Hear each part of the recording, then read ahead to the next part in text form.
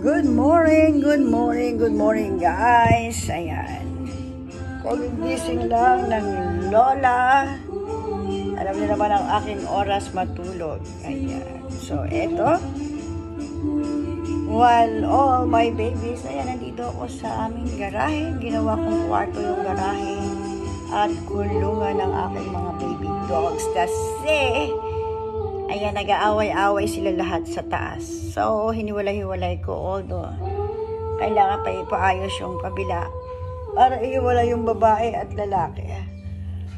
Oh, so pangit yung makikita yung background ko. Pero okay lang. Hindi naman ako nandito para magyabang. Just, I wanna say good morning and just of course to show you guys na despite of all the issues, despite of all the trials and troubles in life, we still have to smile and of course to thank God and glorify God. Ayan, because ayan, may buhay pa tayo na kasama natin ng Diyos. So, well of course, ayan. Ayan, so pati TV ko nakasabit lang sa gate. Ayan. Yung laptop. Ayan. So, ayan. Kasi nga hindi pa tapos at wala rin pang patapos pa, no? So, wala pang budget later on. Unahin ko muna yung kanilang pagkain. So, this is what? Of course, lipit-lipit ng konti. Ayan. Para hindi malamok. At hindi rin malangaw because I hate langaw. Nangangati ako masyado sa langaw. So, ayun yan. Naku, ang daming kalat ng aking mga alaga. And of course, while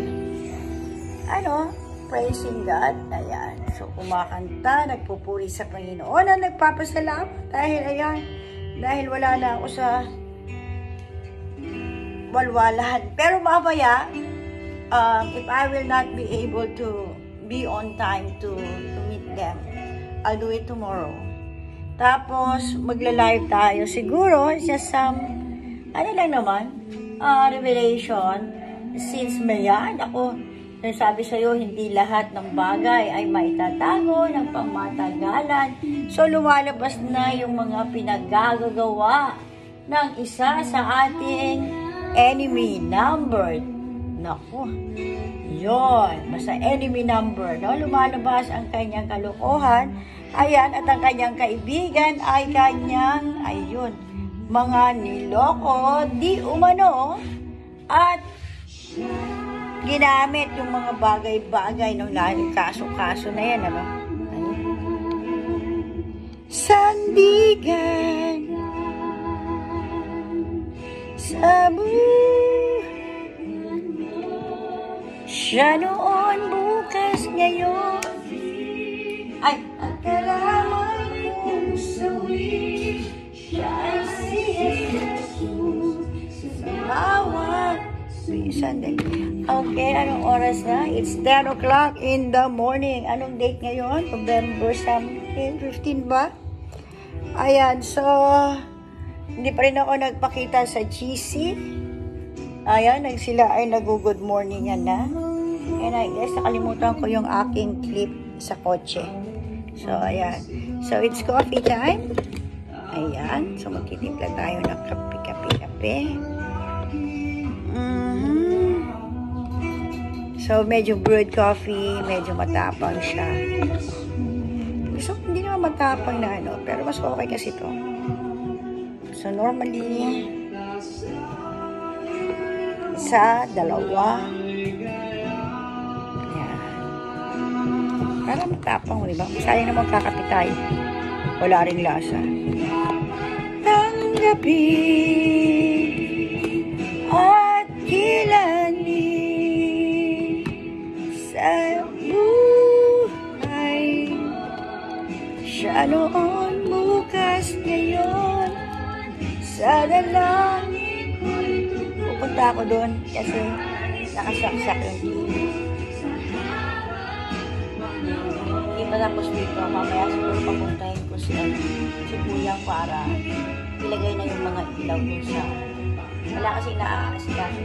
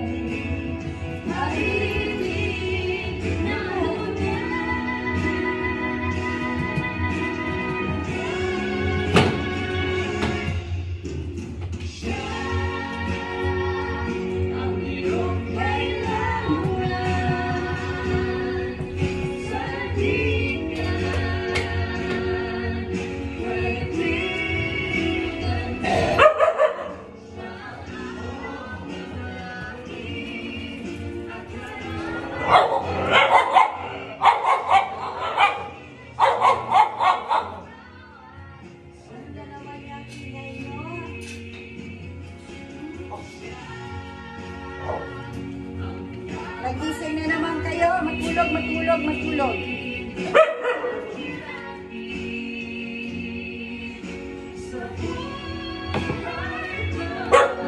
Siya noon, bukas, ngayon. Ayan. So, mataba na naman ako. Nakita nyo yung ano ko. Medyo nakakatulog ng tama. At medyo, glory to God kasi, minto na rin yung sakit. Parang ano sa mga alaga ako, talagang grabing iyak ko. That I've lost 7 dogs. Puppy pa naman, pero masakit pa din, di ba? Even they are puppies, especially yung mga anak ni Asra. Talagang, itan ngayon. May ginagawa ako, naalala ko pa rin sila. Ayan, umiiyak pa rin ang lola.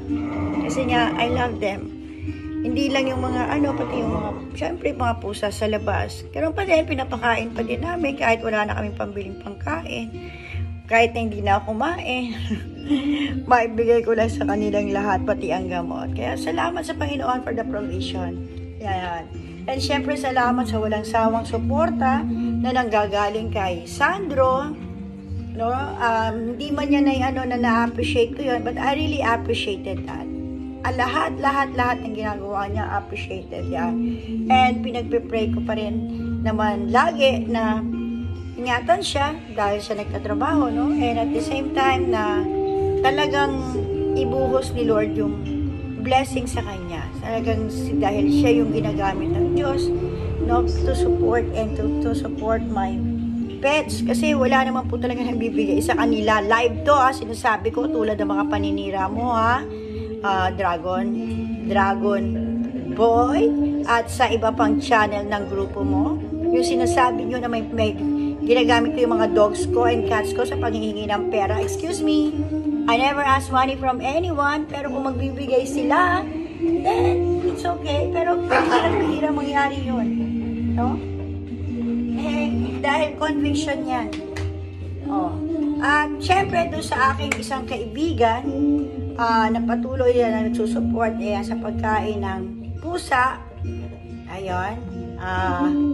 Diba? So, malaking yun kasi, diba? Minsan, maraming taong gustong mag-alaga ng hayop dahil may pusong binigay ang Diyos sa kanila, pero wala silang kakayanan para pakainin yung mga hayop na nakikita nila sa kalsada, nire-rescue nila, pinupulot nila, no? Pakiusap lang. Huwag nyo tawaging budol yung mga taong yun because the sacrifices they have done and they are doing up to now sa mga alaga nila, selfless yan. Wala silang, hindi nga sila nahihiya to ask help.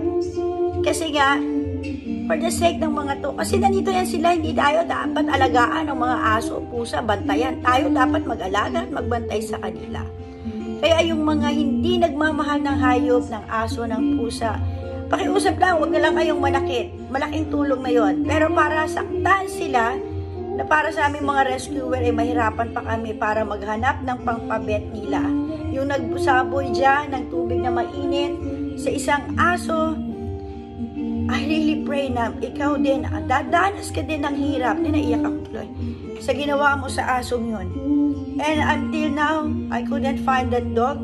Actually, pinapahanap ko nga yung aso kasi nga, may libreng vet naman dito, gamot na lang, May sasakyan naman ako to bring them sa City Vet. I-registered sila for 100 pesos dito sa City of Bulacan. Alam mo yun, dadanasin nyo yan, yung mga nananakit ng hayop. Balik sa inyo yan sobra. May kakilala ako dito, isang Indiano. Sinagasaan yung aso doon. Sabi ko doon sa may-ari, i-barangay, reklamo kasi animal cruelty. Malupit sa hayop to. Now, see? Ano nangyayari sa kanya? Yung Indianong yon, maraming nanloko sa kanya. Hindi niya kinaya, so ayan. Hindi mo alam kung anong balik sa'yo. Ang karma is either good or bad. Pag magawa ka ng masama, natural masama ang balik sa'yo. Pero pag mabuti ang ginagawa mo, mabuti rin ang balik sa'yo. Ganun lang yun eh. Napakasimple. Tingnan nyo yung garahe ko. I'll show you the garahe. O, ginawa ko. Dahil maraming kortina yung bahay ko doon sa taas. Kasi yung second floor ko tapos na eh. Maganda na yun. So, kinuha ko yung mga kortinang maganda at pang aircon doon. Dito ko na lang italagay. Kasi malamig talaga sa, ano, di ba lumaki? Ayan. Tapos yun nga, yung ilaw, papagawa ko mamaya kay kuya at saan doon para dipendot. Hindi ako puro extension. Ayun. Puro extension ako ngayon eh.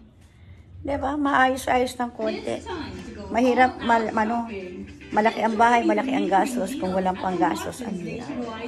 Kaya, ayan, unti-untiin ko ano yung dapat lang ipaayos. Ayan, tingnan mo sila lahat natutulog.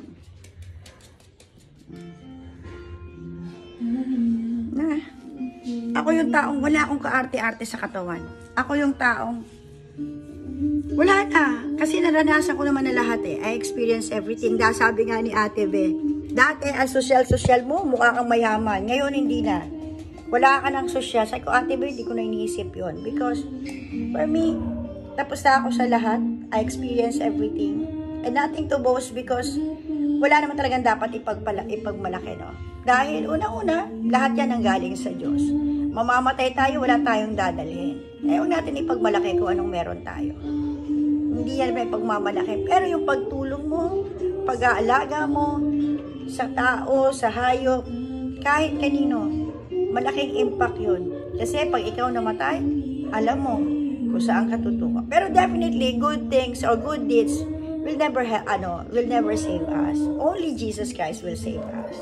So, syempre, if you have Jesus Christ in your life, definitely, you're supposed to manifest or it will manifest yung goodness from you. And that is the sign of goodness. Kaya huwag na kayong manakit ng mga hayop. Pakiusap lang kung hindi nyo kaya magmahal o hindi nyo kayang bigyan sila ng kahit konting Huwag nyo nasaktan yung nakikita yung hayop dyan. Pakiusap lang. Malaking tulong na sa aming mga rescuer yon at sa kanila. At higit sa lahat, nakikita naman ni Lord yun. And eventually, marirealize nyo, mapapamahal na kayo sa hindi nyo pananakit, mag-grow yan unti-unti. So, that is one of our purpose. Kaya tayo yung ginawa ng Diyos to take care of everything in this world because they are part of it to be taken care of.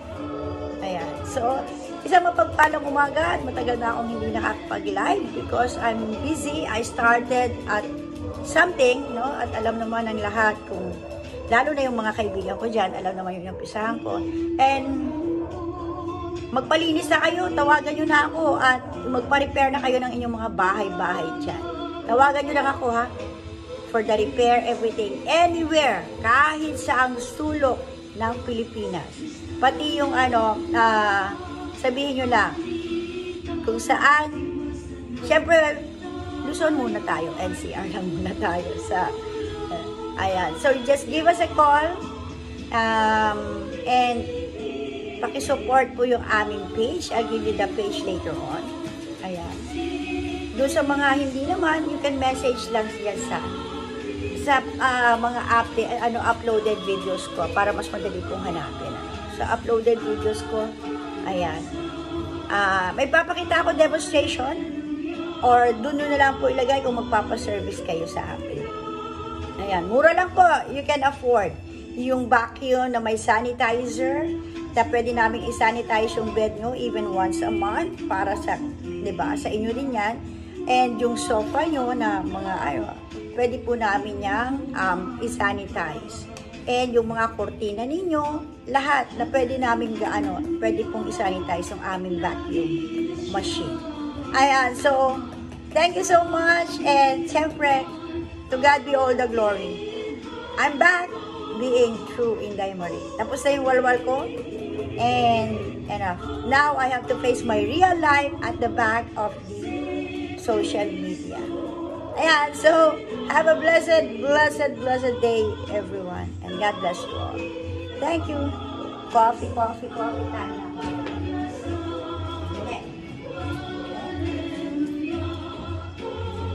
Baka may to. So, coffee time. Hallelujah.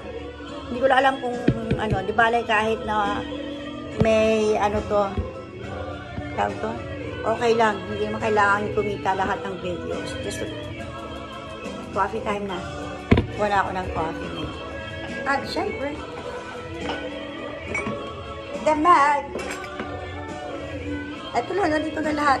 Alam niya, para ako nangungupahan o nagbabahay-bahayan. Diba? Yan ang ginagawa ko dito. Wala nga akong proper bed kasi pag nag-bed ako, nako, sisirain lang nila tulad ng mga paninira na sopa ko. Ayan. So, ayan. Mag-coffee mate muna tayo. Alright guys, ayan, for me, it's just a breakfast at 10 o'clock. Ayan, so, breakfast muna tayong lahat. Ayan. Thank you, Lord, for all your blessings. And, of course, sa buhay na meron kaming lahat. Alright, guys. Thank you so much. Bye!